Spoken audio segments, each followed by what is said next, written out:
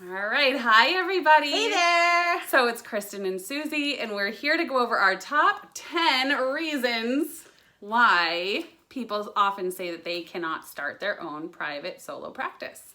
Susie, you want to kick us off with number one? Sure. I think the first excuse we often hear is that I can't afford it. Well, we are here to tell you that you can start a private practice with a very, very, very small budget. I would say hundreds, not thousands, to get your practice off the ground. We'll be outlining all about how to do that in our ebook and on our courses online, so make sure you check those out once they're ready.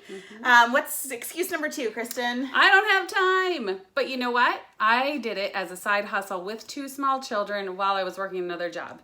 And that doesn't mean that it wasn't hard, but it means that it's doable. And I was so into it because it was my own thing.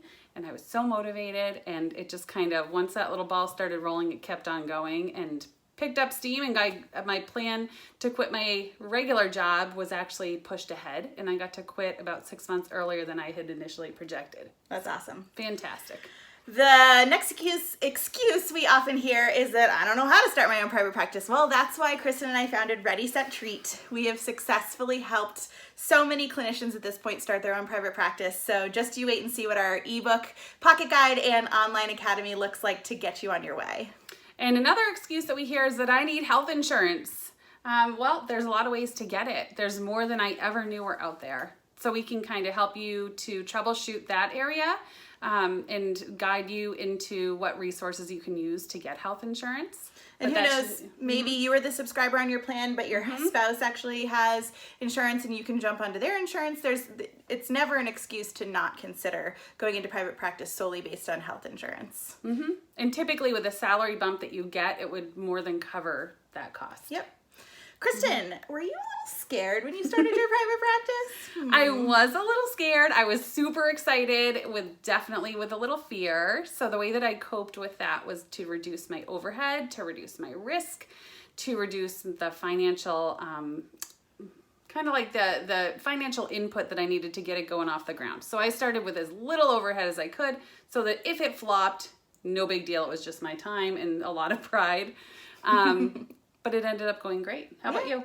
I honestly wasn't that scared. I was ready to jump in 2 feet first, but the one part that did make me a little bit nervous was that I did not have any business savvy whatsoever. I am the child of 2 entrepreneurs. You'd think that some of that got passed down to me, but it actually really didn't. I definitely needed to do a little bit of research to figure out what I needed to do to run the business end of things. But luckily for you, I know all of that already, so I can tell you, and that is some more information that we will have inside of our resources. And another reason that I hear is that I need a steady income. But guess what? Your income's going to increase. Yep. Kristen, would you say that your income almost tripled? Yeah. Tripled. Probably like the same amount of work too. I mean, that's the crazy part about it.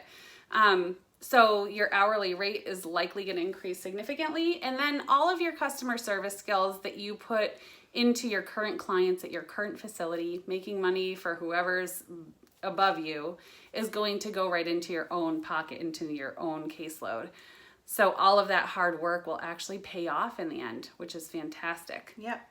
Speaking of hard work, a lot of people are often concerned that they're not experienced to run their own private practice. And the truth is you do need experience. We don't think you should start a private practice right out of grad school. You need to have a little street cred before you get going. But think of all of the hard work and the grunt work that you did working for a community agency or another group practice. They had you at the bottom of the totem pole doing all of the things that you probably won't actually have to do in private practice, but you can take that experience, see who it made you as a clinician, and then apply it to your services within your solo practice. So don't take for granted that work that you had to do in the beginning while you were paying your dues at your first job out of grad school.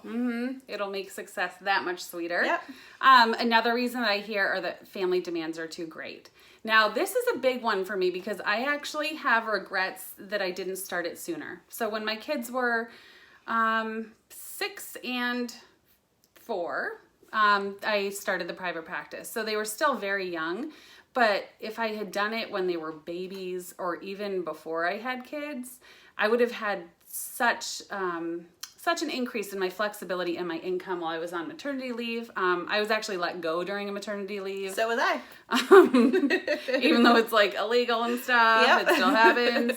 So I remember, having to do all kinds of things that could have been bypassed if I'd been my own boss. Yeah. So I wish I'd done it sooner, did it when my kids were young, still was able to do it Yeah. just fine.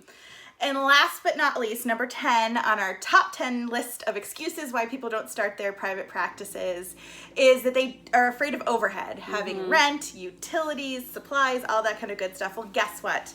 There are ways to go about building your private practice with a very low budget. Kristen and I have a clinic that we each pay about $250 a month for rent and utilities, which is amazing. And we can figure out something like that for you too, no matter where you live or whatever part of town that you work out of. So that's it. That's pretty much it. And if you guys have any other ideas that we didn't cover, we'd love to hear about them. Yeah, So what can makes always you scared comment. of starting your own private practice? Comment below and we'll see if we can follow up with your questions. Thanks, guys. All right, bye. From Ready, Set, Treat.